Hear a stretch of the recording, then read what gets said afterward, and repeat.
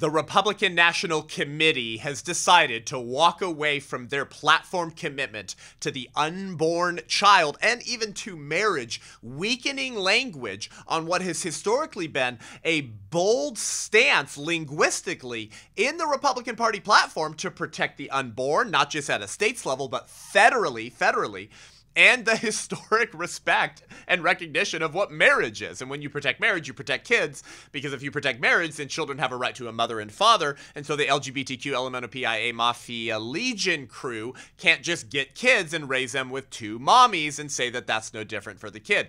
The marriage debate and the life debate, the two most important debates that represent the foundational building blocks of a society and a culture and a polity, are apparently no longer viewed as all that significant by the Republican National Committee. Alex Kolodin, a Arizona state rep, has been boldly standing for life, for marriage, and for encouraging his Republican colleagues and the RNC to continue standing for these issues, not to walk away from our commitment to the unborn. The new language, as voted on by the Republican National Committee, says they now only oppose late-term abortion, which is like not that many of abortions. They're largely first trimester and second trimester in America, which is going to encourage other Republicans and elected politicians to not do anything to protect life and to protect marriage. Alex Kolodin, Arizona State Rep, joins us today from Milwaukee at the RNC to tell us what's going on, the political significance and consequences of what's going on, and why the Republican Party and Donald Trump ought to continue standing for those issues that are the most important to the culture, to the family, and to most Republican voters as well. Buckle up. Welcome to the Seth Gruber Show.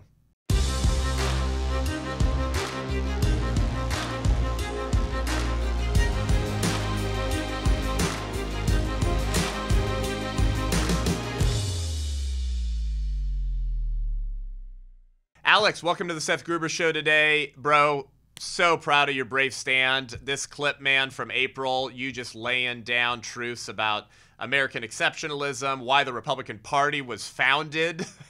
Maybe we'll play that clip on the show today, to stand for the equality and dignity of every human being, as we're watching the Republican Party and now the RNC walk away from their commitment to protecting unborn life from the moment of conception, walk away from the Republican Party's platform for decades, which was to support a federal ban on abortion. This is not just a states' rights, like Stephen Douglas believed, opposing Abraham Lincoln. No. We need federal protections for unborn children. Man, I like Trump, man. I like Trump, but it's like what is happening? He seems to have influenced the GOP to walk away from some of these bold stands for marriage and the unborn. Can you talk about what happened recently on July 8th in this weird series of events as the RNC began to change some of their stances on this issue? Alex, state representative in Arizona, boldly standing for the unborn. Brother, what is going on? Well, I think you hit the nail on the head when you said he's really influencing the GOP away from our traditional stance on life. So I like you. I love Trump. I was excited to cast at least one of Arizona's delegate votes for him. And frankly, I don't have any concerns about the way that he's going to perform in office on the life issue, because we already know how he's going to perform. We had George W. Bush talking a great game on life, saying all the right things. And of course, behind the scenes, appointing Supreme Court justices that he knew were not going to overturn Roe. Whereas Trump, Trump says messages in a different way. He appoints the right Supreme Court justices, right? I'm not worried about him. I'm not worried about the presidential. What I'm worried about is the effect that this platform will have on the rest of the party. We got a lot of new Republicans coming in. The platform is what teaches new PCs how to be a Republican, what it means to be a Republican. When we have the grassroots evaluating candidates for state legislature, for Congress, they look at the platform and figure out how well the positions match up. When we're having debates in the legislature, we look at the platform and go, is this a Republican Party platform position? It's those downstream effects that I'm concerned about. And I think that those downstream effects were not heard in committee so well, because there was this effort to project this false sense of unity around this particular issue. I think the rest of the platform is great for the most part, but they took people's phones. I get it. You don't want to leak. You want to make sure you control the narrative. That's all fine. But what frustrated me was the fact that we couldn't speak to our colleagues about it. The president was great about taking input behind the scenes prior to the platform committee meeting, right? For example, we in the Arizona delegation, we had a lot of great input in elections that got reflected in the final product. And even the life section, I know that there was a lot of behind the scenes work that made it not as bad as it could have been. But to actually be able to get on the mic and to say, we are loyal to Trump. We love Trump. We think he's going to be a great president again. But here's all of the stuff that doesn't relate to the presidential that I think you're missing in this platform. To not be able to do that was a frustrating experience. Yeah, and so this committee meeting happened on July 8th. Today's recording is July 17th. You are in Milwaukee for the RNC, and is this official now? Is this been completely confirmed? It is official. It was. It has been adopted. It's been adopted by the RNC delegates from across the country as a whole. I think most of Arizona's delegation voted no on the floor, simply because of the life issue. Again, I think that most of the rest of the platform is fantastic, and in many respects far better than 2016. But that life issue, it is such an essential component of what the Republican Party has always been about since the 1850s, that we couldn't part with it, because it'd be like parting with a piece of our soul.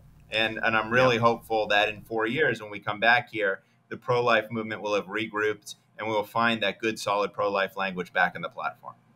Yeah. So, Alex, I want to share briefly my concern here, and then I really want more of your feedback and commentary why politically this is so bad, and why this will have cultural ramifications, especially if we don't put pressure back on the GOP and put that strongly pro-life language and federal protections for the unborn back in the platform soon. So it wasn't just pro-life, brother, which, just to be clear, that they're now saying the RNC, the new platform, is we just oppose third trimester abortions, which, like, third trimester abortions are like virtually none. And now, by the way, it is thousands of babies. It's about 12,000 probably late-term babies killed a year. 12,000 late-term babies. That's a lot of babies. 12,000 children probably killed every year through late term. But we're talking about over 1 million abortions last year in 2023. Okay, but it wasn't just that, it was marriage. Weakening some of the language regarding the Republican Party's historic kind of stand on marriage is what it's always been understood, not just by Christians, bro, but by like non-Christians over 2,000 years of different political regimes around the world who always define marriage as one man, one woman for the good of society and the rearing of children. Redefining marriage actually redefines parenthood.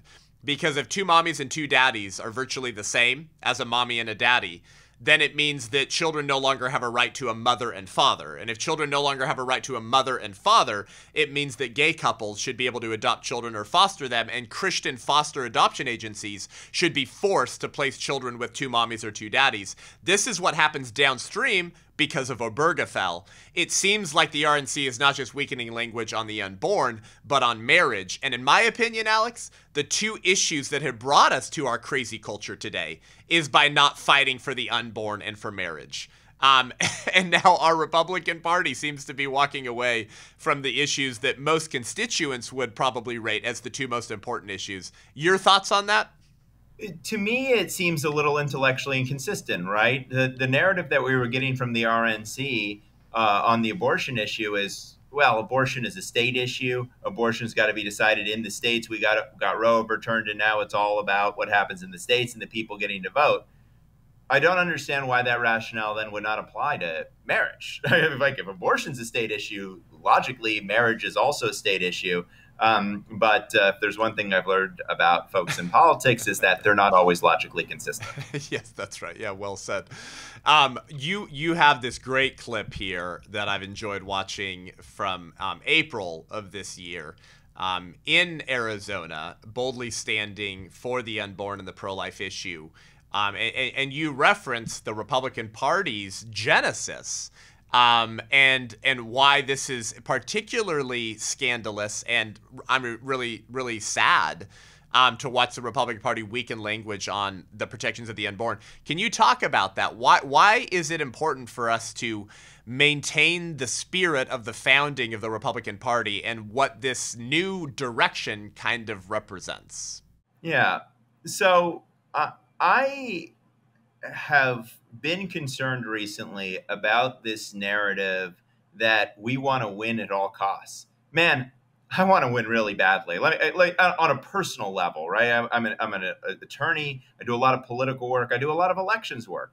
I've had the Democrats come after my bar license and my family's livelihood. I want Trump back in office so that my family can be protected from these malicious political attacks more than almost anybody else in this country, right?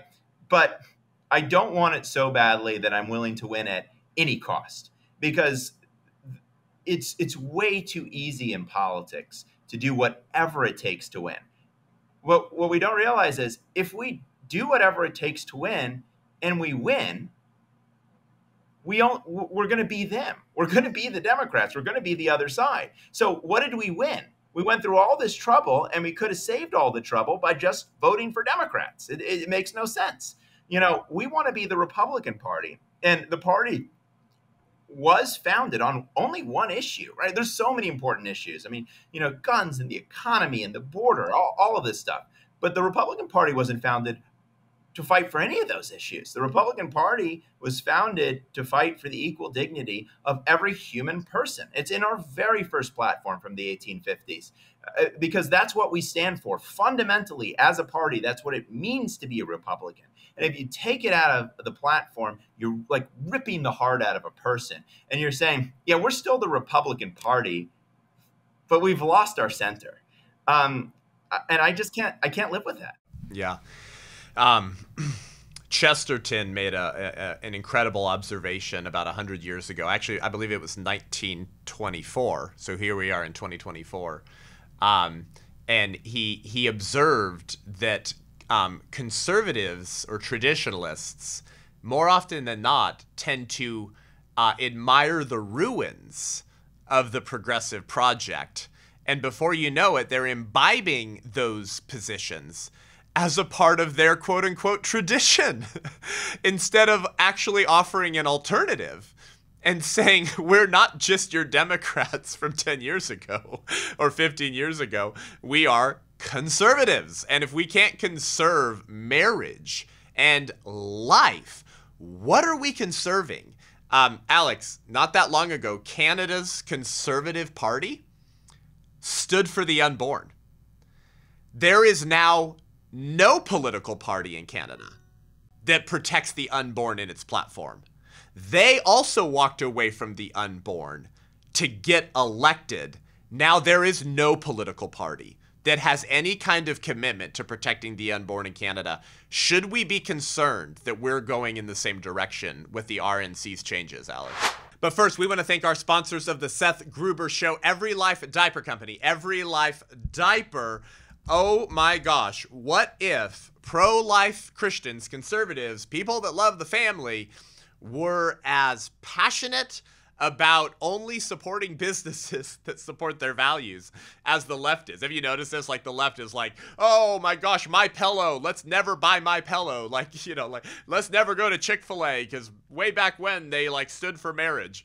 Like if we as Christian, pro-lifer, conservatives would be as unyielding with our dollars to shop in alignment with our values, we could actually change the culture. That's why we support Every Life Diaper. Go to everylife.com, everylife.com to get your diapers at your nursery, at your church, at your pregnancy center. For you as moms and dads having babies, everylife.com, the fastest growing diaper company in America, actually, and the only pro-life diaper company, which means all the other diaper companies, all the major ones, all 8 of the major ones, either rhetorically or financially support the abortion industry. So they're helping kill their clientele base. Actually, they're helping kill the babies who would be wearing their diapers if they weren't supporting their destruction in the womb. Make it make sense. Make it make sense. Go to everylife.com, promo code Seth10, promo code Seth10 for 10% off your first order. Shop in alignment with your values. Let's rebuild a culture of life by defunding a culture of death. Thank you, Every Life Diaper.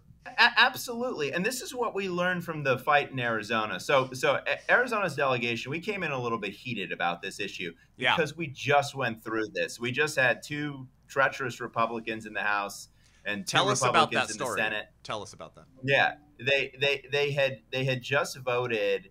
Uh, the Arizona Supreme Court post Roe looked at the law and said, "Hey, Arizona's pre-Roe law applies." Obviously, it did, and that pre-Roe law is life of the mother only. And immediately after that happened, these two Republicans in each chamber, they voted to do what's called rolling the caucus. So bypassing all the committee process, all of the vetting, all of the unintended consequences, to put a Democrat bill that would have legalized 95% of abortions up on the board. Except it was 100% because the Dem AG said, I'm not going to prosecute the rest. And I tried to slap an amendment on it, said at least prosecute the rest. They voted against that too. And that came through.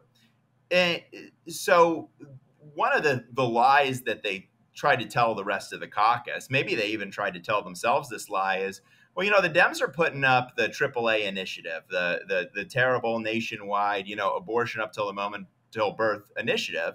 And if we don't legalize 95% of abortions, then they're going to get 100%. It's going to be in the Arizona Constitution.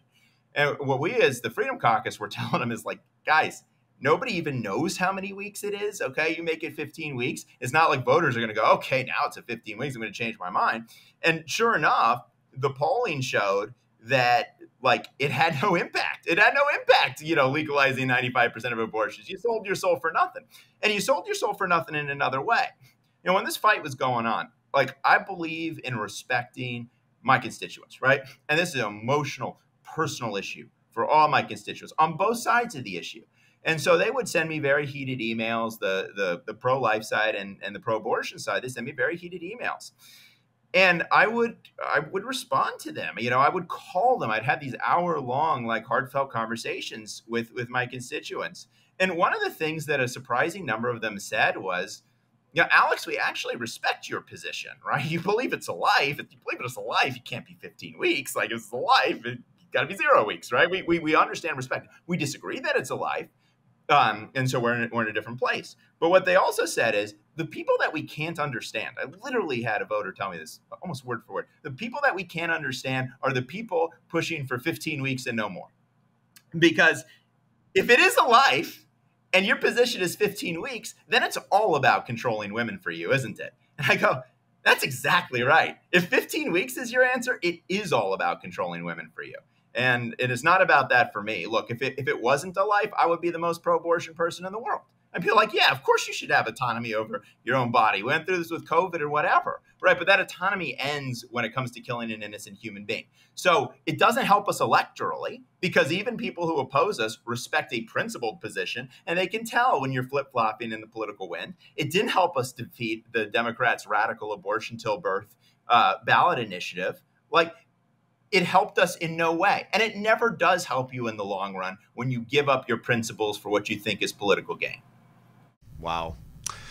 Alex, I wish we could bottle a little bit of that Republican political clarity that you've got there and inject it like a booster shot into the RNC. But if it was a booster shot, it probably wouldn't work. This incredible sort of commentator and pastor named R.L. Dabney, who was fighting against slavery, made an incredible observation many, many years ago. He said, American conservatism is merely the shadow that follows radicalism as it moves forward towards perdition. It remains behind it, but never retards it, and always advances near its leader. The pretended salt hath utterly lost its savor. Wherewith shall it be salted? In other words, we tend to just follow leftism in their shadow, merely protesting part of the newest platform. And before you know it, we're imbibing it as a part of conservatism. What would be your word to the RNC and fellow Republican colleagues who are celebrating, can I say, sacrificing children on the altar of elections? Yeah. This came up too in the abortion debate we had in the Arizona State House. My response now would be the same as my response was then, which was to talk about the Aztecs. In Arizona, we're very proud of our indigenous heritage and the folks who built the canals, especially, brilliant people, and they were Mesoamericans. And the Aztecs, there's this misconception that they were uncivilized. Far from the truth. It was the Europeans who were uncivilized. Like the Aztecs had like running water. Okay, these were very civilized people. There's just one little issue, is that they felt that unless they sacrificed people to their god, that the sun would cease to rise, right? In other words, there was something out there that was so important to them, right? So important, so existential, they felt at the time that it justified this practice. And of course, that didn't save them in the end, right? They didn't get anything either. All they ended up doing was giving the Europeans, a good reason to try to go after them and demonize them.